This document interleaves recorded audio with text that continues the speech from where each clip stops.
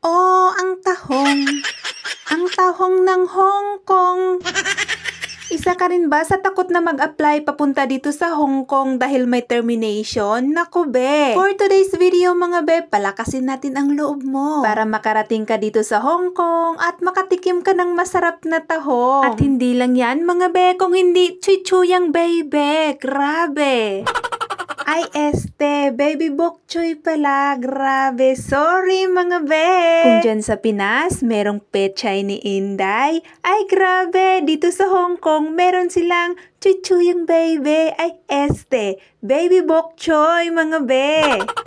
Hinugasan ko lang ito ng malala at saka hinati sa gitna para sakto yung hiwa. Mapapa by the power of love ka talaga mga be. Ay, on the wings of love. Ito pala yung mga hinanda ko para sa aking mga amo, mga bebe loves ko, ang garlic chicken wings at hindi the wings of love. Pero yung tunay, mga bebe loves ko, hindi talaga biro ang mag-apply abroad, lalong-lalo na dito sa Hong Kong. Kasi dito sa Hong Kong, mga bebe loves ko, grabe! Yan, isang cup lang ng rice, 3 kayong kakain. So, tigi isang kutsara lang kayo, mga bebe loves ko. Kaya mo ba? Pero kung kinaya ko, ay tiyak na kaya mo rin. Grabe! So, ito, pinrito ko na mga be ang ating chicken wings at ito yung sauce niya, mga be. So, garlic. Tsaka nilagyan ko ito ng oyster sauce. And then yung light soy sauce, mga be. Palaban tayo sa mga soy ngayon, mga be. Sesame seeds. And then yung white sugar.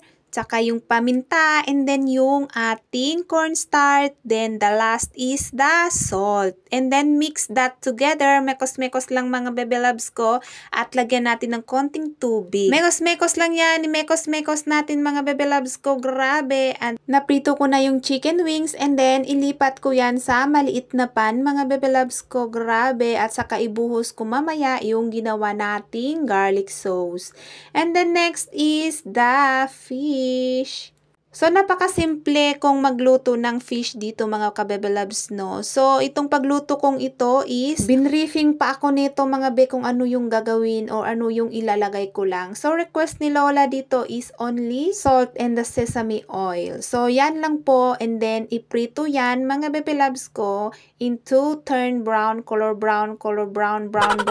And then, next is, ito mga be, ang roasted tomato mozzarella. So, ang gagawin dito mga bebe loves ko, no? I-blanch lang ito. 5 to 8 minutes mga bebe loves ko. Grabe, hindi siya pwedeng pakuluan ng matagal dahil baka sasabog. Roasted tomato mozzarella, garlic chicken wings, and of course, the baby bok choy, mga bebe loves ko. Grabe, simple Chinese food for my employer. So, ganyan lang yan kasimple, pero medyo nahirapan ako dyan mga bebe loves ko. Hindi lang medyo, kung hindi todo.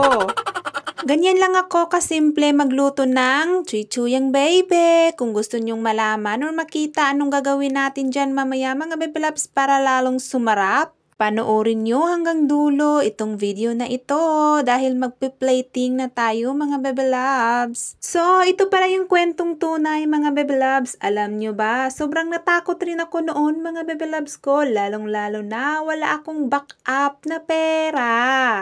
So, hindi naman lingid sa kaalaman nating lahat na ang Hong Kong, kahit may tahong, ay meron ding termination. Ako nga noon, na kahit na parang sasabak sa giyera na walang bala, ay tumuloy pa rin ako, mga bebe loves ko. Naisip ko lang noon, patay kung patay, importante may tahong.